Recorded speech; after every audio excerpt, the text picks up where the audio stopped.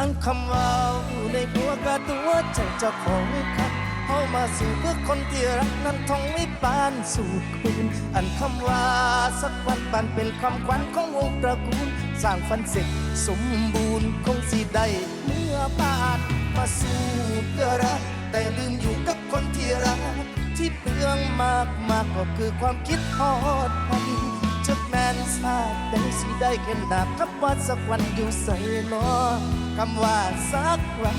มาสู้เพื่อรักแต่ลืมอยู่กับคนที่รักที่เปลืองมากก็คือความคิดทอดกันจะแม่นซาแต่สิได้เห็นหน้าคำว่าสักวันสู้จนเพลอทิ้งกันพอกระเทินสู้เพื่อรักจนลืมกันสู้เพื่อความฝันจนลืมความจริง